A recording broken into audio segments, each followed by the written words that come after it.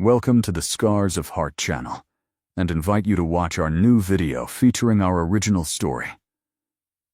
Zinaida Timofeyevna could fix a fence, mow the grass. She'd done it all herself, even in her youth. If a cow gave birth or a bucket in the well sank during the height of sowing season, when all the men were in the fields, the neighbors would run to her. "I'm helping." Timofeyevna, the woman, never refused anyone, and if she realized she couldn't handle it alone, she'd run to the fields, which wasn't a small distance, maybe even 5 kilometers. And at village parties, she was the ringleader and the singer. "No problem. She'll get married and get married." The elders nodded in her direction. What running around? She'd spend all her energy on her husband and the household. But then the girl turned 20 or 25.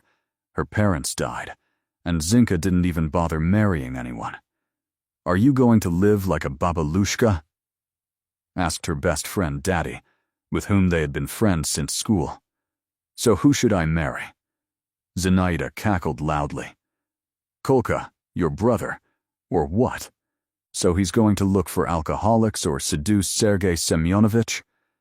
And it's no good trying to take him away from Jonishka. And on why do men give a damn about me, or can I do everything myself?" Everything, but not everything. The married girlfriends laughed, winking at each other. If only she'd gotten married, she'd understand what we're talking about. Zinka waved her hand. "Yeah, I know, she's no saint. If they'd proposed, I might have thought about it, but she wouldn't, as we know, and there's no point in trying." The girls nodded their heads in agreement and looked at Zinka sadly. Her face was like a fish from some skin disease she'd had as a child. Her shoulders were broader than any mower's, and her gait was as if she were marching on the parade ground. Of course, Zinka was obliging, kind, cheerful, but that's not what men want at all. Who would need her like that? Imagine the surprise of the fellow villagers when rumors began to spread that Zinka was theirs. Pregnant. Come on, that can't be. The husbands and brothers waved off the Bob gossip. What's with all this? From whom? From the wind? Or something? We don't have any men who would come closer than half a meter to her. Just look at her. Her gait has changed, just like when she's pregnant. A couple of months later, Zinaida Timofeyevna's rounded belly and sedate stride were already noticeable. And where did she find such a prince? The old women nodded on the bench as Zinaida proudly carried her large belly, which matched her own, past them. "None of your business," the old men hissed at them. "When the baby is born, then we'll find out. The fathers will definitely show up. Whoever saw a man abandon his child, and then you can't put an awl in a sack." But even after Yura's birth, there was no clarity as to who the father was. Leftina, Tarasov's main gossip and part-time saleswoman at the general store, learned through her acquaintances in town that Zinka had registered her son under her patronymic, Yuri Timofeyevich, and named him, as was customary at the time, after the first cosmonaut, Gagarin, Zinka's friends, who by this time had become village matrons with broods of 3 to 5 children. Rarely they would drop in to see her out of habit, and even sometimes inquire about Yura's father. "What kind of secret is this?" The Tatka shook her head. "And your man knows that you had a child from him." "There is no man," Zinka laughed. "What do you mean there isn't?" Her friend was amazed. "Yura is here, running around, which means someone must have put him in your belly." And as a demonstration she stroked her belly, which had rounded out yet again, as if who else but me should know about this, if the fourth is already on the way. Babilika waved her hand carefree. What difference does it make, whether he was or not? "And now I have a son, my beloved Yurochka. I would move mountains for him." And indeed, the young woman devoted herself to her son. She fussed over him, played with him, taught him. Even before school, the boy learned to read and counted wonderfully, and when a horde of kids ran through the village, whooping, there was no doubt that their leader was Zinkin's smallest, Yurik, He clearly didn't take after his mother in height or build. Shorter than all his peers, and even younger, Yurik didn't give anyone any slack if they tried to bully him or the little ones. The kids. Tatka chuckled. Now I understand why you hide his father and never show him to anyone. He's not exactly a man, is he? But he has his mother's character. The villagers winked at each other, watching Yurik eagerly throw himself into a fight. So even the older boys preferred not to get involved. But his body, apparently, is like his father's. Where did Zinka get such a weakling that he could interrupt her heroic blood? It's okay, he's still just a little one, Zinka kept telling her friends. When he gets older, he'll grow up right away. However, her mother's hopes were dashed. In the 1st, 5th, and 8th grades, her Yurik still looked the smallest and most conceited. However, his classmates were well aware of his quarrelsome nature, and so his deceptive appearance did not fool them. More than once, Zinka was called to school to talk to the boy. He was extremely agitated during lessons. Then, Yurik would get into deep trouble. For a while, the boy would calm down, but his temper couldn't be hidden, and soon it would all start all over again. Babalika shared her worries with his best friend. Oh, Dad, I don't know what he'll become. Just look at him, how naughty he is. He's always trying to get into some kind of trouble. I've told him so many times, I've punished him so many times, but he still doesn't care. He repents himself, but he can't stop himself. He's got the right hands. I taught him how to manage the house and the household, but still, as soon as his work is done, he'll always pull some kind of prank and then be ashamed of it. Dad calmed Zina down. Don't worry, boys are all like that.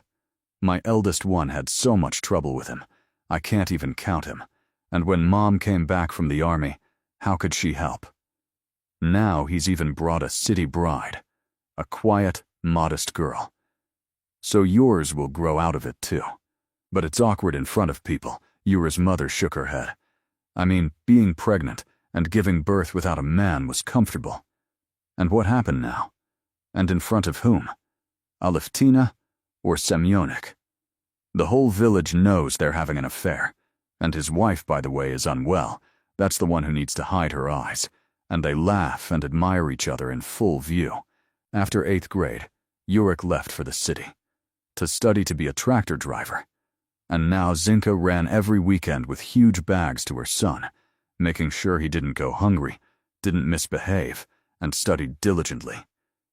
Zinka's son received his tractor driver's license along with his draft notice from the military registration and enlistment office. The whole village saw Yura off with a party, where seasoned men told the young men what was going on there, and those under draft age looked on with envy. How could Yura have been assigned to the airborne troops, which meant he would be given the striped shirt and blue beret, the dream of almost every village boy? And only Zinaida Timofeyevna sat quietly in the corner, sad, which was completely unlike her. Don't be sad. Her friends, their husbands and sons approached her. Yurka will come back. You will continue to live with him. He'll bring you a bride. Grandchildren will follow, and then happiness will come. And in the army, he'll become a real man. The woman looked sadly at the speaker and nodded silently in response, not saying a word. A mother's heart sensed imminent disaster. The villagers gasped. When the blacksmith's car stopped at Zinka's fence, the soldiers' vehicles were about to leave. They pulled out Yurka's coffin and buried him in the village cemetery amid fireworks. Zinaida Timofeyevna was completely dejected. Her only son, rescuing a friend who had landed in a cold, turbulent river, managed to unhook his parachute, but didn't have time to get out himself. His heart stopped from the cold and the strain before anyone could even comprehend.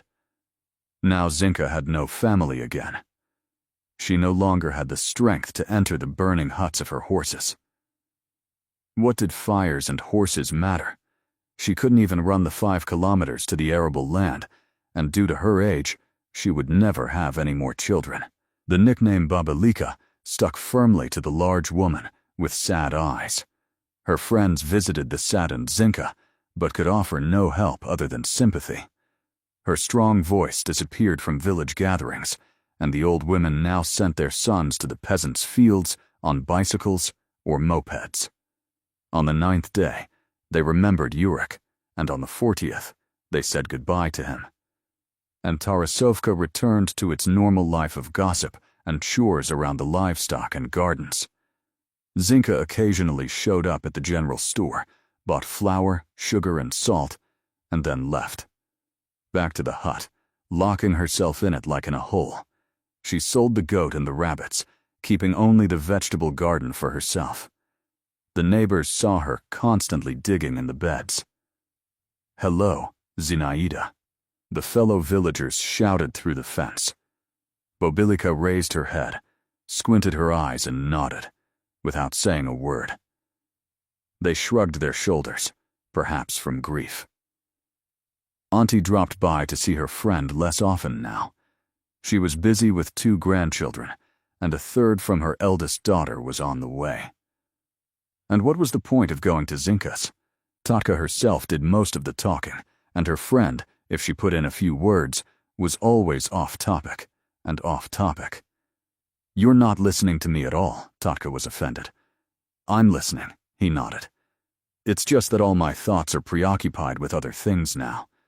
I wonder what that would be. How should we put a fence on Yurikova's grave? What should I put him there? Zinka, come to your senses, you're still alive." Tatka cried out and immediately regretted it. Her friend's eyes filled with tears, and she began to sob loudly. "It's me, Tatka. Do you hear me? I should be in that grave, and Yurik should be living happily. But he, my son, my only one, saved his friend, and I don't care about his mother." He thought, "Who will save me now? What good is this life without him to me?" Tatka stroked the single woman's head and thought about how unfairly fate had treated her. But what could she say except pity? And 3 months later, the astonished villagers saw a young woman walking through the village from the station straight to Zinka's gate, with a baby in her arms. The hostess came out in response to the knock and stared at the guest in amazement. "Zinaida Timofeyevna." "Hello, I'm Anya, and this is Nastya, your Yura's daughter." The woman was taken aback. "What daughter? What are you, a girl? Yura died, after all." "I know." The guest swallowed the lump in her throat. "He didn't tell you. He thought you'd be angry. We weren't married, after all, and I was already expecting a child." And then the girl began to sob. "Come in, girl." Zinaida put her arm around her shoulders and gently led her into the house. Then she picked up the sleeping baby in her arms, carried her to her bed in the bedroom, and returned to sit down next to the girl. They looked at each other. They saw so much love and pain in each other's eyes that they burst into tears almost simultaneously. "Oh, you fool, you fool," Zinka recited, remembering her only son. "What was the fool afraid of? I gave birth to him without a father, too, and here everything is in place, both father and mother. Oh, the fool, the fool." He said his mother was strict. The whole village was afraid of him. Anya smiled through her tears. Zinaida nodded her head. "They were afraid once, but what about now? He is my son, my very blood." And she, too, smiled at the girl. So they sat side by side, united by a single grief, and, now crying, now laughing, they told each other about the most beloved person who was no longer with them. The news spread quickly throughout the village. Some were glad that Bobilica had found comfort, while others thought that the city girl had somehow heard about Zinka on the mountain and come to pick up some money. But what could Bobilica possibly have to pick up? The first ones objected. Zinka's only household property was a vegetable garden. That's all she had. "Do you know how expensive land is these days?" Others objected. "Who wouldn't want it for free? She's fooling Zinaida like that, stealing her mind." Tatka was one of the latter. She didn't believe Anya's story and thought the girl was simply trying to find a home for her child, then abandon him with a friend and run away back to city life. You're a fool, Zinka. Dad shook her head, coming to visit yet again. What if she just took advantage of your grief, found out from someone, and came? And you're helping her. You don't understand. Dad, I feel in my heart that this is my granddaughter. She looks just like my Yura. Zin, how can you say that? The girl is 3 months old. Who could she look like? At that age, they change every day. You can see their mother, their father, and the visiting young man in them. And she'll grow even bigger. When she grows up, then you'll see that she has nothing in common with your son. And it will be too late. She warmed him to her bosom. You can't kick him out. Most of the villagers looked at Anya and her daughter with mistrust, but Zinaida seemed to have found a new meaning in life. 6 months passed, a year or two. Everyone had grown accustomed to the childish voice coming from Zinka's garden, and they began greeting the Bobilika resident warmly when she came to the village store for groceries. They now called Anya by name, and sometimes even Zinka and Naka. Little Nastya was spoiled when they saw her, and treated like Zinka's granddaughter. They even brought goat's milk to Bobilika's yard themselves. Milk, so that the frail girl would grow up faster and stay healthy. To the surprise of everyone in Tarasovka, Nastya was indeed becoming somehow elusively similar to Zinka's son Yurik, whom the whole village remembered at a similar age. The same slender body, the same lively eyes and very quick movements, and of course, a strong character. Nastya was a real lifesaver. The other kids literally clung to her, silently acknowledging her leadership. I told you so. Zinaida glanced triumphantly at her neighbors. This was Yurik's daughter. Despite all of Totka's fears and warnings, Anya made no attempt to run away from Tarasovka, abandoning her daughter to her grandmother. However, it was Zinaida who convinced the girl to go back to the city and continue her studies.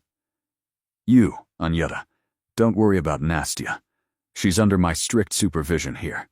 And you need to study, get a profession, otherwise I won't live forever either. I won't be around anymore. What are you going to live on? All I have is this house. And a kind neighborly word. Are you crazy? The old woman's friends were surprised when she told them about her persuasion. How will you manage the garden, the house, and the child alone? You're not a girl anymore. And there's so much to see in the city. She'll leave and forget about you and Nastya. But I trust my daughter-in-law, and think there's no reason for such a beautiful girl to bury her life in the village. Let her make her way in life, Zinaida replied. Unlike her fellow villagers, she considered Anya her true daughter-in-law, even though the girl never married her son. It's not the stamp in the passport that matters, but love, Zinka explained to her friends. And what could be greater proof of love than having children together? That's why Anya is my daughter-in-law. The women exchanged puzzled glances, but none of them dared ask Zinaida, with whom she had shared such love that Yurka was born, and where that love had gone, so that she had to raise her son alone. Anya initially resisted, saying that she felt at home in Tarasovka and didn't want to leave, but in the end she followed Zinka's advice and went to the city to finish her studies. Zinaida seemed to have returned to her old self. The days of her youth, and although her strength was no longer what it had been, she had no one to rely on but herself. So the elderly woman managed both the garden and the child herself. Her daughter-in-law came to visit her daughter every weekend. Then she began to show up less frequently, once a month, once every 2 months, and then she disappeared altogether. Her friends whispered that Baba Lika had brought trouble upon herself. But they had warned her. Zinka, where is your Snahata? Asked her dad when she dropped by to visit her friend again. She and her granddaughter were drawing something, sitting at the table. How is she? Where does she study? Is she in session? I told her to pass her exams and only then come so she could study properly. My granddaughter and I don't need ignoramuses here. Right, Nastyuka? Yes, Grandma. The girl nodded eagerly, without taking her eyes or her pink pencil from the paper. But almost 6 months passed, and they still hadn't seen the girl's mother in Tarasovka. What, is it still exam time? The girl's dad asked, surprised. No. Zinaida shook her head. This time, it's practice. Anyuta explained to me that they have appointments after every exam, 2 weeks, sometimes even a month. Zinka spoke, but her eyes betrayed concern, as if she were trying to convince herself of this. Oh, you're hiding something, my friend. The guest shook her head. Everything came to light, as always happened in Tarasovka, through Aleftina. Even though she had long since retired, her love of gossip hadn't gone away. My daughter-in-law is in the hospital, she whispered with a wink to her neighbor as Zinka and her granddaughter passed by. Why did you say that? The neighbor asked. I've been going a bit deaf lately. Oh, come on. Leftina waved her hand. Deaf or not, the old woman, the rumor had spread throughout the village. Someone was saying that Yurkina, the unnamed wife, had gone mad and was now being kept in the hospital. Others insisted that no, she wasn't lying around, but was being treated for alcoholism, since without Zinka's proper supervision, she'd started drinking frequently and then completely abandoned her studies. That the girl had been kicked out of college, had started working as a saleswoman in some store, and had become an alcoholic there. I said there was something wrong with her. Data shook her head, retelling the story. Tarasov's gossip to her comrades. Who knows, maybe this Anya's parents were drunks, and Yura found her in some dumpster, washed her, fed her, and knocked her up. And he had no intention of marrying her at all.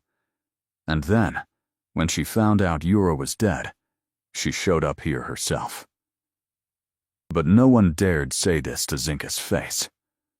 Nastya grew up a contented village girl, running to the river with the boys, climbing over barns and fences, and getting scolded by her grandmother, along with slathering her scraped knees with green paint.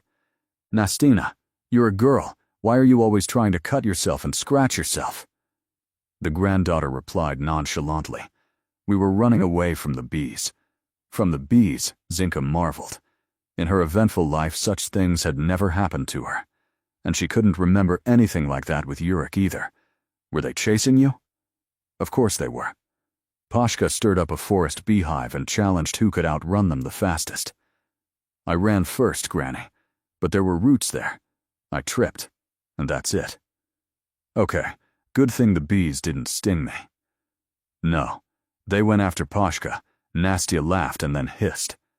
What's so annoying? Yeah, next time, you'll know better than to chase Pashka's ideas. It's not us chasing them, it's them chasing us. Zina laughed. I'm not talking about bees. The girl looked surprised. What about? Oh, nothing, you'll understand when you grow up. Pashka the neighbor was her best friend. The children spent almost all their time together outside and were constantly getting into all sorts of trouble. There were no other children Nastya's age in the village. She didn't like hanging out with the little ones, and the older girls considered Nastya a small fry and only went near her in the company of their parents. Pashka was the devil himself, and Nastya, both in character and temperament, was perfectly suited to the role of a constant companion in mischief. Soon, this inseparable couple in the village was nicknamed Nebutnaya, and the teenagers began teasing the little friends as bride and groom. That's why when a police UAZ from the district pulled up next to the fence, Zinaida, looking out the window, decided it was her granddaughter and Pashka doing something naughty again. Not in Tarasovka, though everyone knew them there but in the neighboring villages nearby. So they decided to teach the Tarasovka children a lesson. Zinoida Timofeyevna went into the hut. Policeman. Yes, that's her. What happened? Nastya was at home, sleeping in her room after lunch, so the woman had nothing to worry about right now. They gave me your address in the city. They said that Anna Dmitrievna Goryachego lived with you. Anya, yes, Zinaida nodded, still not understanding why it was necessary to go from the city to her if Anya could be found there. She's my daughter-in-law. Really? The man was surprised. I didn't know that. So your son is her husband. Where is he? Can I talk to him? Babilika froze for a moment, and then squeezed out in the village cemetery. Excuse me, the guest was embarrassed. I didn't recognize you. Tell me, how long ago was it that you last saw Anna? Zina anxiously glanced at the closed door to the room where Nastya was. In theory, the girl should have been sleeping, but who knows, she could have heard something. The woman shook her head and suggested they talk outside. He invited her into the car. In the UAZ, Zina learned that the rumors Aleftina had been spreading weren't so far-fetched. It turned out that Anya was at her institute. She met a young man with whom she fell in love. She was afraid to tell Zinaida about this, just as she was afraid to admit to that guy that she had a daughter. And her friend seemed to be the least interested in Anya's life.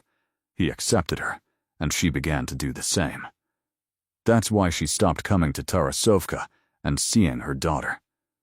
The police detained the girl, sent her for compulsory treatment, but nothing helped. The last time, ambulances called to the scene failed to save Anya. Nastya's mother's funeral was modest, typical of the village, but they found the best photograph, and the whole village chipped in for a monument. The residents of Tarasovka, walking in the funeral procession, shook their heads and commented on what an unhappy life Babilika had. First her son died, and now her granddaughter was without a mother. How would Zinaida cope with another blow? And would they even be able to cope? Would she leave the little girl an orphan? At the head of the procession, right behind the coffin, walked the tall, large Zinaida.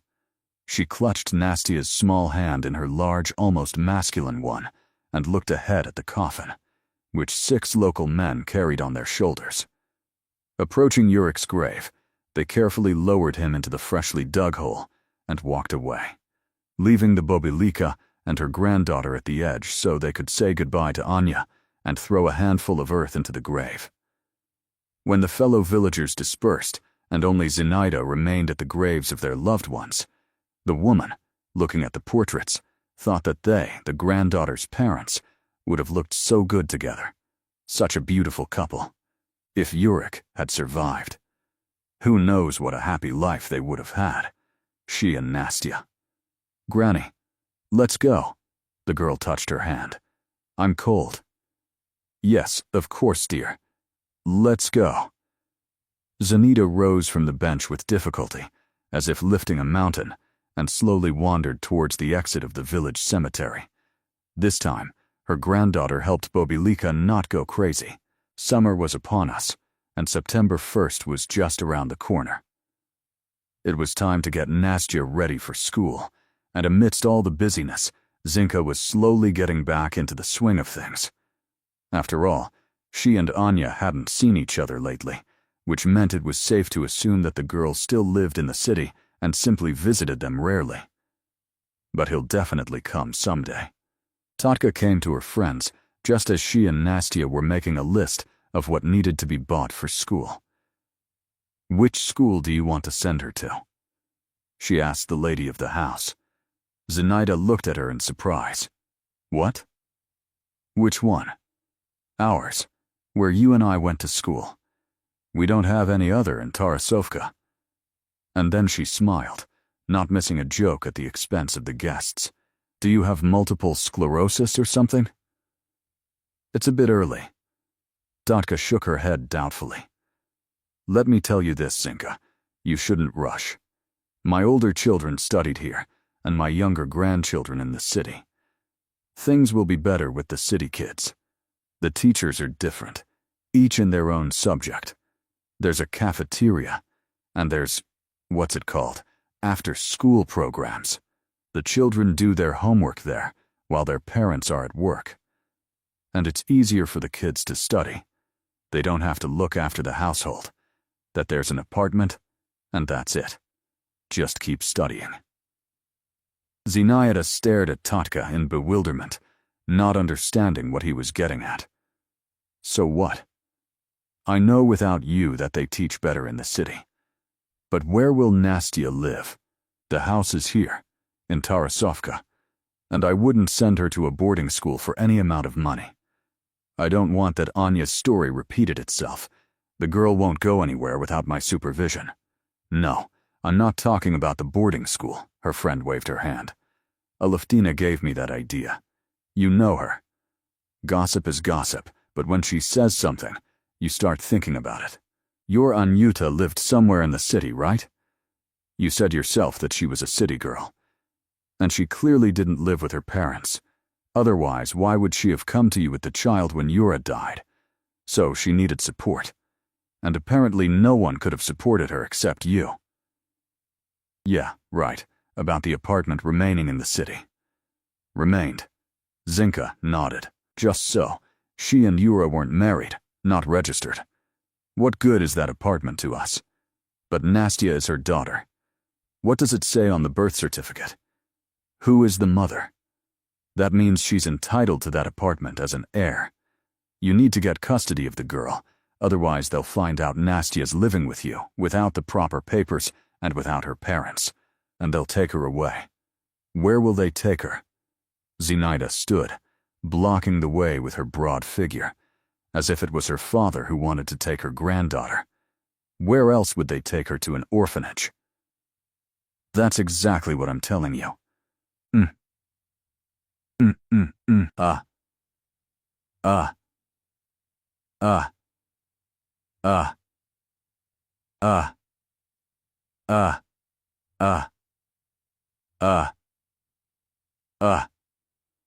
40500.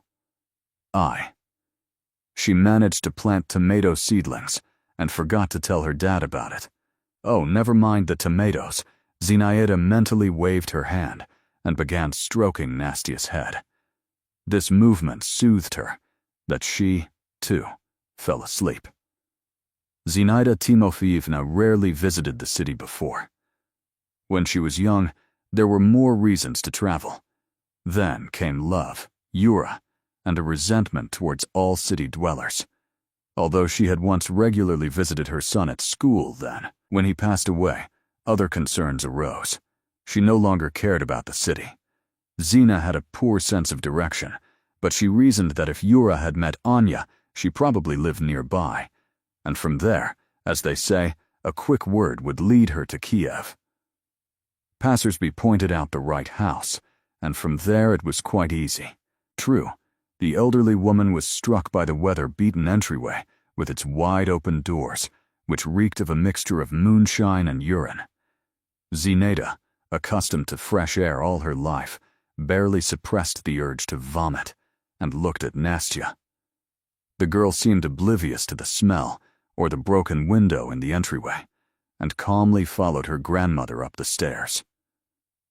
To the 3rd floor. Stopping in front of the right door, Zina pulled out a ring of keys. Anya had long ago put them in a box, along with all her and Nastya's documents, and handed them to her mother-in-law. Zinaida Timofeevna, let these stay with you. It's safer that way. When Zina had picked up these keys back in Tarasovka, she had dreaded the thought of how she would find them to open the lock, and whether they and the neighbors would think something bad. With difficulty, she reassured herself that since she would be with Nastya, it was unlikely they were breaking into someone else's apartment. In reality, everything turned out to be much simpler. The door had only 2 keyholes, and they indicated which keys were needed. The room was stuffy, but the amber of the entrance hall immediately disappeared. The woman walked to the balcony and opened it to let in some fresh air after the June rain. Nastya looked around with interest and, seeing a child's crib with wooden railings, approached it curiously and touched it. "Grandma, whose is this?" "Your baby." Zina smiled softly. What? Do you think I'll fit in here? You slept in it when you were little, and then you and Mom moved in with me. You grew up, but the crib is still here. Will Mommy come? Mobilica looked sadly at her granddaughter and silently shook her head. Oh yes, Nastya stumbled. I forgot. The girl waved her hand carefree, as if her mother's death were a trivial event, and continued exploring the apartment. At first, Zinaida Timofeyevna's heart ached for the house and the farm, and so every weekend, holiday and vacation, she and her granddaughter returned to Tarasovka. So how long will you be running back and forth? On her next visit, her dad came to visit. Don't get me wrong. I'm glad to see you, of course. But you're not a girl anymore to be running around on commuter trains, especially with a child. What can you do? Zinka shrugged. You have to look after the garden and keep the house in order, so rent it out to the summer residents. Let them look after it. Babalika shook her head. You're something else, Dad. What kind of summer resident? I need a house myself in the summer. Where will I go with my granddaughter? The child needs fresh air and rest during the holidays. Who will I give him to? And besides, it's not a burden to me. If only someone could look after him, I'd have peace of mind. Don't look at me. My friend shook her head. Don't forget, I have 3 grandchildren, and when that whole collective farm comes to Tarasovka from the city, you don't know where to run. So you run to me. Zinka smiled. Come on. You know I'm just saying that for effect, and the relatives won't understand, they'll be offended. And you know what? I heard that Pashka's parents are getting divorced, and Leftina keeps saying they would have separated long ago, and it's unclear how to divide the house. Oh, come on, her friend was amazed. But what about the 3 kids? The cow, the farm. That's exactly it. Nikolai's fed up with everything, yelling at Nanura like, how much longer can I plow and rest after work in the fields? And here comes the second shift. People say they're already living like cats and dogs. He wanders around visiting friends and rarely comes home. Maybe you could offer him your house? Besides, he'll be supervised, and he won't be far from the kids. Yeah, right, and how are Nastya and I going to get there? Should I throw him out? Natasha Kuzina looked at him incredulously. Why do you have so many rooms? Give him one. Let him live there, without thinking that he'll be too much of a bother. How do you imagine this? I'll be in the same hut with a strange man. What about in the village? What will they say? The same Leftina, and what will Nura think about this? Oh, Zinka, have you been so picky for a long time, since you signed up as a city girl? Like having Yurik from someone unknown. So easy. And here the neighbor will live for a while. So what? It's all a piece of cake. What if it works out for you? With whom? With Nikolai. Wake up, woman. He's 15 years younger than me. A joke. And I won't be with him if my wife is still alive. So what? Look at the TV every day showing women like you and me jumping into marriage with young men and living contentedly and happily. It's a sin to think myself, maybe I missed out on where my happiness is, and then I look at my children, my grandchildren, and my husband too. Why anger God? That's exactly it. You know, Tatka, your ideas are all so crazy. Zinka shook her head. Maybe, her friend shrugged, not at all offended. I'm just so tired in my anthill that I'd be glad to escape somewhere myself. Even though Zinaida immediately rejected Tatka's idea, the thought continued to niggle in her head. Babalika imagined that, if the house was under supervision, she wouldn't have to rush to Tarasovka every weekend. At this, there would be time to stroll around the city or take my daughter on an excursion. A child, besides fresh air, also needs development, and you can't really enrich yourself culturally in the village. So Babalika decided to talk to Nikolai. Now in Tarasovka, the hut was always heated and tidied up by the time they arrived. The grass was mown in the summer, and the fence looked like new, under the care of a thrifty neighbor for years. Why don't you and Nura live together? Every time she visited, Zenaida was amazed to see the state of her house. When she lived in Tarasovka, she couldn't have kept it that tidy herself, let alone the garden. All the beds were leveled, the grass was sown, the trash was cleared away. You, Nikolai, are such a thrifty man. You don't drink, you love your children, and you don't want to move far from them. Well, we would have lived happily ever after with Nura, just like they write in fairy tales. And you, Zeta Timofeyevna, tell my Nura about that, not me. Nikolai groaned, placing the block of wood on the deck. I don't mind at all. She keeps saying that she's tired and can't look at me anymore. You know, I'll tell you, it's from the fat of the land. E.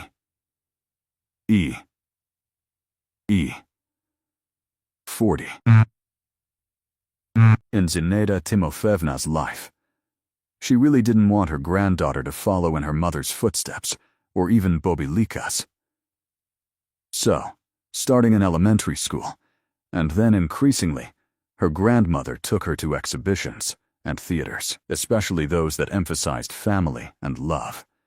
And when she turned 14, a trendy musical came to town. All of Nastya's friends and classmates were delighted with the performance, and her granddaughter enthusiastically recounted it to Zenita. Nastya understood that she and her grandmother didn't have much money, and a single ticket cost over 1,000, so she didn't even ask Zenita to go. Zenaida guessed her granddaughter's desire and the reason for her silence. She sold some of her old supplies, saved up some money, and on the next holiday gave Nastya 2 tickets to the musical. Oh, thank you very much, Ta was delighted and surprised. Why 2? All my friends have already seen it. You're not supposed to go to the theater alone, Grandma retorted sternly. If you have no one to go with, then I'll go with you. It was simply a miracle, not a performance. Babilika herself cried and laughed and sang along with the actors. And when they came out the evening spring air, she was silent for a few minutes, with delight, looking up at the sky and not moving from the spot. Granny, what's wrong? Nastya tugged her hand. Well, I'm trying to keep these feelings to myself, to remember them. Thank you, granddaughter, for the company and a wonderful evening. The teenage girl was surprised. Thank you for the tickets. And what for me? Simply for having you. Thank you, your mother, for finding me, the Lord God, and the whole world. Thank you. Zita Timofeyevna opened her arms and closed her eyes. Well, why are you doing this? Nastya was embarrassed, afraid that her grandmother would now cry or scream from the overwhelming feelings she was experiencing right here, on the street, in front of everyone. The elderly woman lowered her head and looked at her granddaughter with happy eyes. No. It's okay. I'm just saying. Let's go home, dear. After this musical, Babilika began to talk to her granddaughter more and more often, as if by chance, about various topics, about family, about love, about children. You, Nastya, don't follow my example. There's nothing to look at there, she convinced the grown-up girl. You need a real family, where everyone is together. Love. Don't you and I love each other? We love each other, of course, but this is different. Like in that musical, remember? That's how it should be. And then the children, the grandchildren. Everyone is alive, healthy and happy. Promise me that you'll try and tell me everything, even if I die. Granny, what's wrong with you? What do you mean, die? If you die, then I certainly won't tell you anything. Nastya looked at her slyly. So, if you want to see everything with your own eyes, you'd better live. Nikolai had lived with Babilika for almost 10 years, when it suddenly turned out that his Nyura had suddenly become pregnant in her old age. Aleftina, the local gossip, had already passed away, But rumors began to spread through the village from nowhere, and the whole of Tarasovka froze in anticipation of a huge scandal.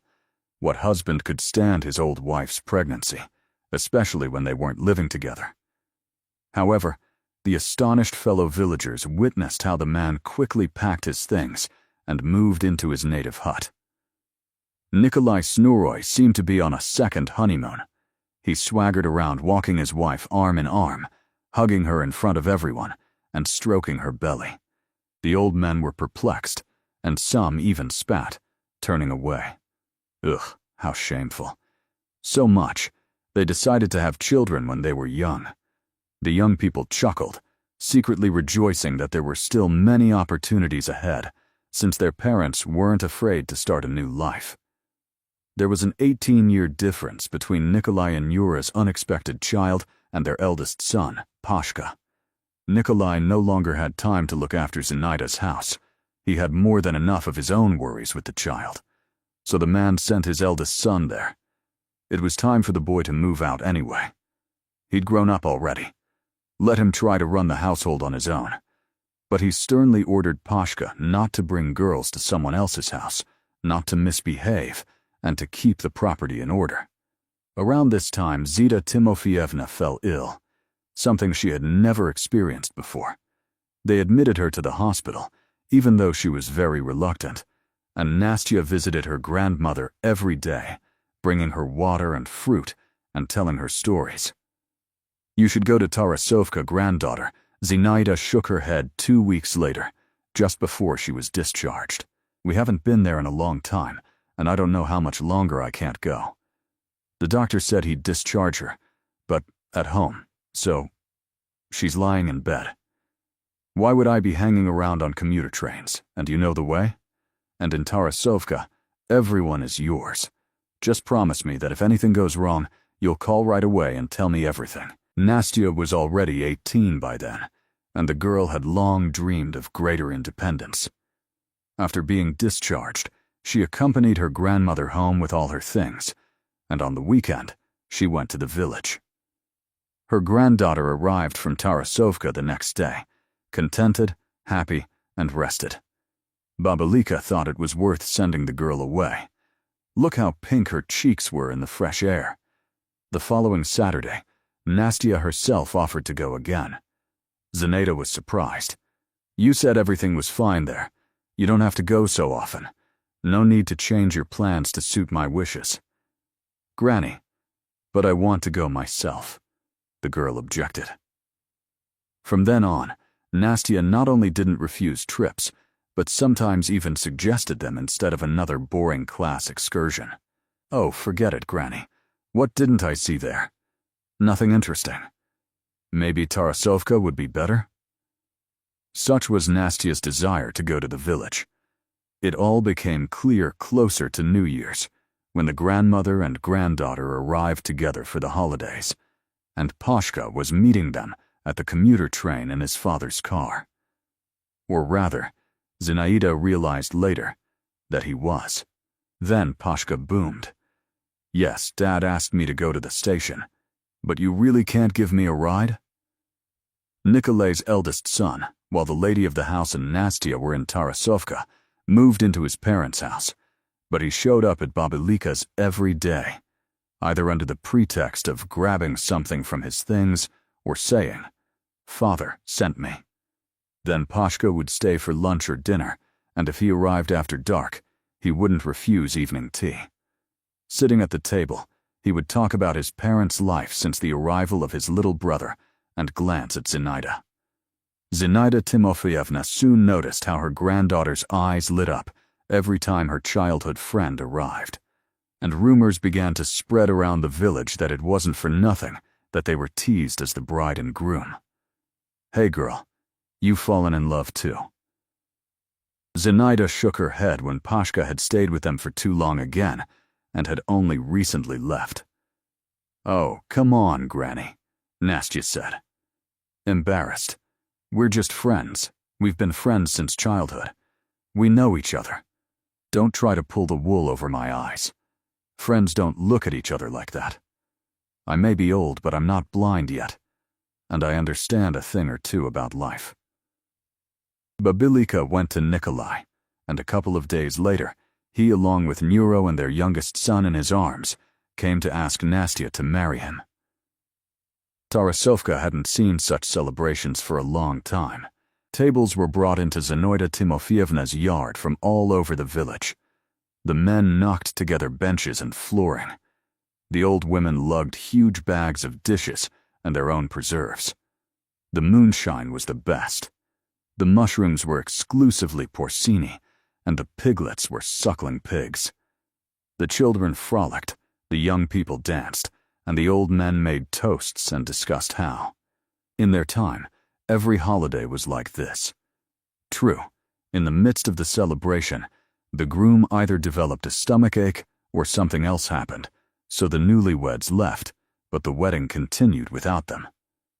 After all, the bride and groom had their wedding night and their whole lives ahead of them, and such celebrations are rare in the village. The guests chuckled that Nastya and Pasha decided not to wait until the feast was over. The irony turned into loud laughter when the bride re-entered the room, her photo slightly askew, followed by the groom was a little embarrassed. However, almost immediately, an invitation to a white dance was announced, and Nastya, placing her right hand on her husband's shoulder, was twirling on the platform among the other couples a moment later, looking happily only at Pasha. He, too, was watching the bride, though occasionally glancing back, most likely to avoid bumping into the other dancers, thus protecting his young wife. Zinaida Timofeyevna, as soon as the guests had left, was constantly bothered by something. She sat down in the kitchen, looking at the mountain of dishes that needed to be washed, and fell into thought. All day, the hostess of the house and the bride's grandmother had been busy with chores. Now she had time to rest, reminisce about the celebration, and look at it from a distance. And then, in the peace, an epiphany dawned on her. Zinaida realized that at some point, Pashka had begun to behave strangely.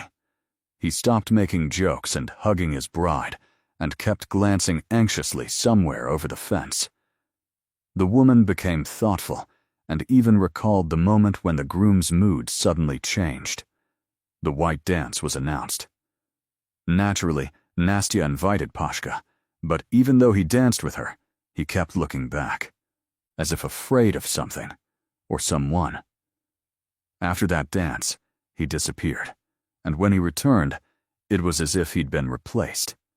The next morning, Zinaida went to her in-laws, taking with her the treats left over from the wedding table. After all, they were one family now, and they had to share. Pashka's parents had many children, including one very small one, but in reality, the woman had another goal in mind. "Nikolai," she asked casually, as they sat down at the table after exchanging greetings, "and you filmed the entire wedding, correctly?" Even when the celebration was still being planned, Zinaida and her future in-laws divided up the roles. Nikolai, as the only man in their circle, was charged with gathering the men, laying a stone platform, providing music, and taking photos, so to speak, for history. "We can also shoot a video," Nikolai suggested. "My Seryoska has 2 cameras and a big computer. He dreams of becoming a cinematographer and showed me the kind of videos he can make. They're simply mind-blowing." "Oh, who's going to watch them?" Zinaida Timofeyevna shrugged, like any elderly person who didn't have much faith in progress. "But the matchmaker? You wouldn't say so. We'll show this wedding to their children, our grandchildren. That'll be a laugh." So we decided that Sergei, Nikolai and Yura's middle son, would set up the cameras and then make a group video. In response to Babalika's question, Nikolai grunted and said, "Still, it wasn't me, but Seryoska. And I wouldn't have been able to. After all, you and I were also to some extent participants. That's for sure," the woman nodded. "Can I see what happened?" 16-year-old Sergei, who was present at the table, looked a little embarrassed. "I haven't had time to edit it yet. It takes a lot of time. I need to combine the recordings from 2 cameras, add sound, and maybe retouch it a little. And my computer isn't very powerful. I'll try to give you the recording in a week, Aunt Zena." "Oh no." Zinaida waved her hand. "I don't need you to do all that. That's later. But right now I just want to see which of the guests brought a gift. Can you show me?" "This, yes, I can." Sergei nodded. "Let's go to my computer. Just tell me what place and what time you need, at least roughly. Otherwise, we'll be here watching everything until tomorrow." "Wow, you have a whole office here," Babalika admired, approaching the teenager's desk, under which stood a computer, and on top of which were 2 large monitors. "This is the first time I've seen so much computer equipment.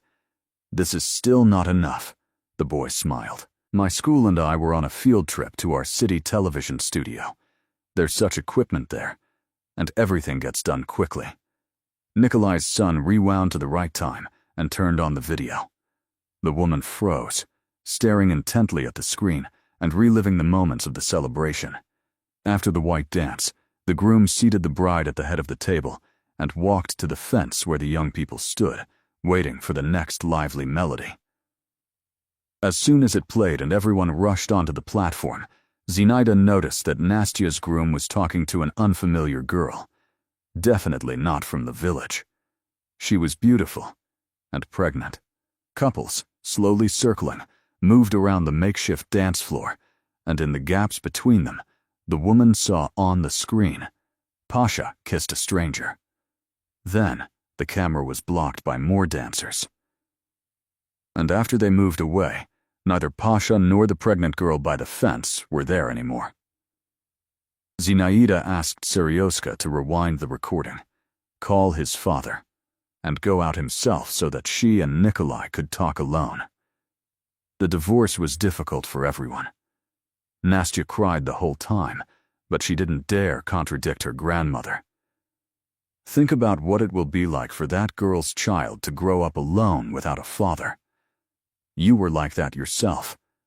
Would you really wish that on another? Zinaida calmed her down, stroking her head, and thought about how her granddaughter was repeating her mother's and grandmother's fate. Nikolai came to the matchmaker and persuaded her not to destroy the newly created family. Zeta Timofeevna, anything can happen in life. Forgive my Aklaman. He will be a faithful husband to your granddaughter. Don't tell me about your life. I've seen more than you. What kind of faithful husband is he if he cheated on my daughter while getting engaged and even brought his pregnant girlfriend to his own wedding, so that he wouldn't even be near my Nastya? Once, even Pashka himself came. He wanted to explain himself, but Babilika wouldn't let him in, telling him to get out while he was still alive, or she'd chase him away with a pitchfork. Pashka told his father that he'd met a city girl at the market, where he'd come to sell some piglets. That's where they met. The girl bought a piglet and asked him to carry it home, and then invited her over for tea, and then suddenly got pregnant. How so suddenly? The father chuckled. After tea, perhaps? Well, Dad. No, of course not. The eldest son lowered his eyes. I just liked her. I used to visit her sometimes. Why didn't you tell your mother and me anything? I just thought there would be time, and besides, I didn't know how you'd feel about a city girl. When Pashka learned of his girlfriend's pregnancy, he even promised to marry her. He just needed to ask his parents' permission. And he was ready to talk. But then, as luck would have it, Nastya started visiting Tarasovka, and first love, as we know, never gets old.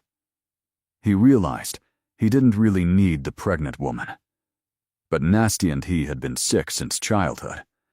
So Pashka decided not to talk about the pregnant woman. He shouldn't have told his parents, but simply stopped communicating with her and married Nastya. And that city girl would cry, forget about him, and find someone else. There were plenty of women like her in the city, but Nastya had always been the only one in his heart. However, his pregnant friend somehow found out about the wedding and came, God only knows how. Apparently, someone in the know whispered it in her ear. Pashka had to send her away. And you can't scold her. After all, the woman was pregnant. It was too early for her to give birth.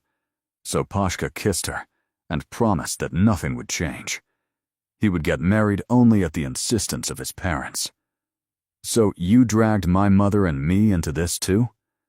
Nikolai frowned menacingly. Well, I couldn't allow a scandal at our fishing wedding. He promised he would arrive soon, put his mistress in a taxi, and return to the wedding. But the mood was already ruined. Pashka didn't think anyone would notice. But you can't fool Aunt Zina. Residents of Tarasovka now tried to avoid these two houses and avoid meeting their inhabitants. Well, what can you do in a village? Children play with each other.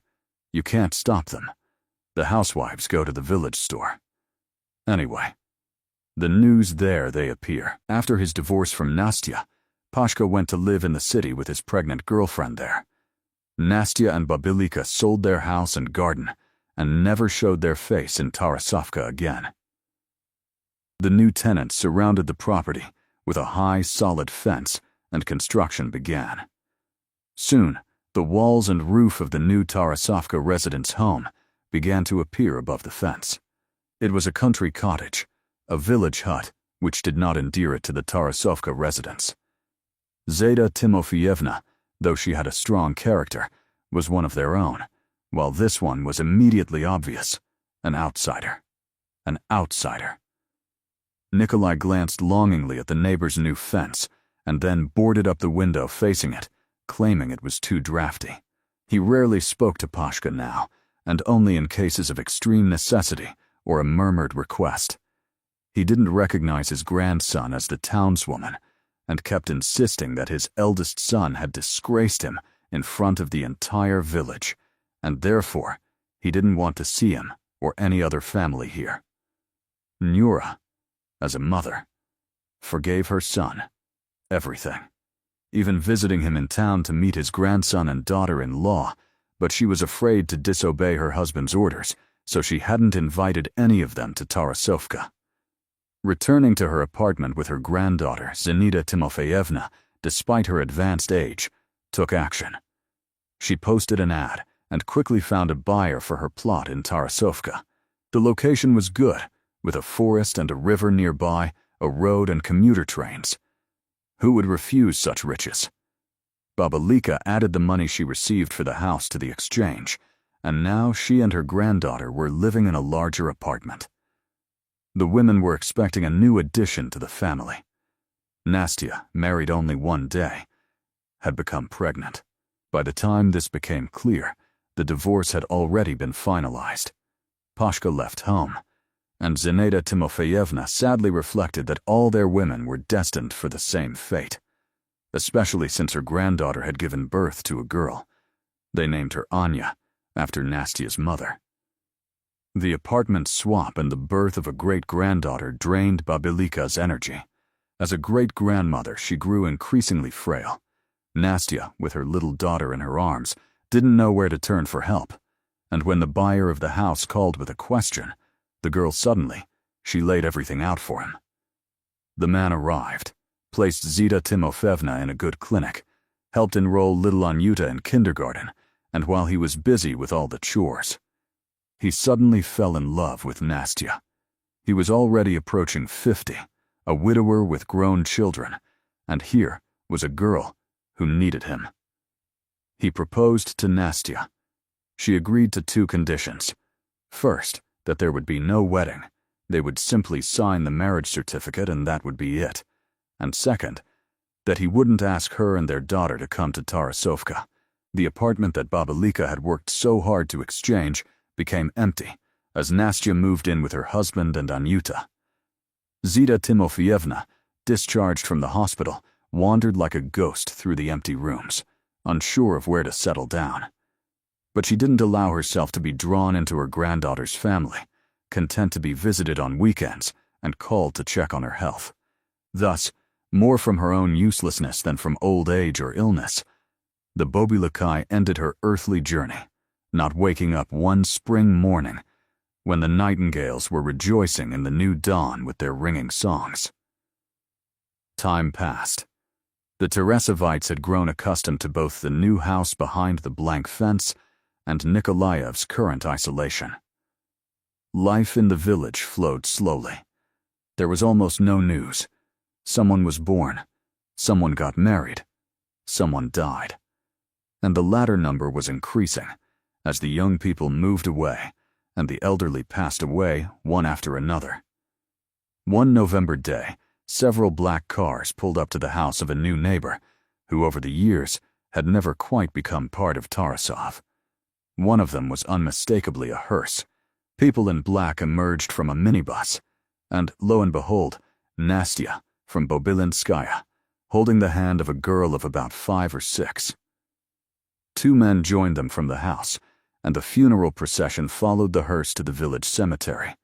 The villagers followed timidly and with barely concealed curiosity, and saw a plaque appear on the freshly buried grave next to Yurik and Anya's monuments.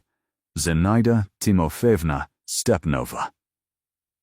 Beloved grandmother,